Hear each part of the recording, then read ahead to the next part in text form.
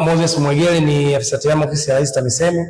Nimepatana na mwenzangu kutoka Wizara ya Elimu tukiongozwa na Rector wa mkoa wa Katavi. Niko na wataalamu wenzangu pamoja na baadhi ya walimu kwa ajili ya mafunzo ya kuwezeshana kwenye ufungaji wa smart board kwa ajili ya matumizi hapa katika shule ya Katavi Girls. Teknolojia hii ni nzuri sana kwa sababu inasaidia mwalimu kuweza kuutilize material yake kwa urahisi, kwa sababu kwenye hii screen hapa ana uwezo kutumia mifumo miwili, mfumo wa OPS na Android. Yani ana uwezo kufundisha kama darasani kawaida, lakini pia kaingia kwenye internet na kusearch material ili wanafunzi waweze kupata mifano zaidi na zaidi.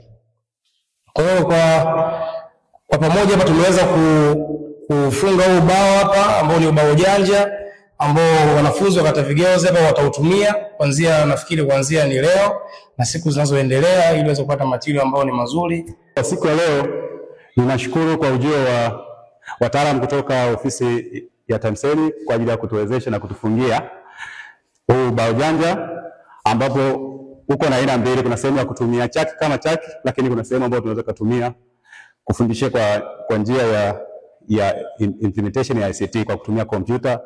Material tunaweza tukascan na tukaweza kupata notes kama soft copy. Kwa hiyo kiujumla tunashukuru siku ya leo kwa sababu walimu waliokuwa hapa wameweza kujifunza namna ya kuweza kudemonstrate kwa kutumia huu ubao. Kwa hiyo utawasaidia sana kwenye ufundishaji kwa sababu unaonekana ni kama ni pedagogy nzuri ya ufundishaji ambayo inaweza ikaleta matokeo mazuri kwa wanafunzi kwa kutumia kuliko kumkadirisha mwanafunzi kitu ambacho akioni, lakini kwa hapa tutaweza kukiassess material yote tukaweza kuyaweka akayaona kwenye reality kuliko kusoma kwa imagination kama siku za nyuma tulikuwa tunafanya kwa kutumia ubao wa chaki.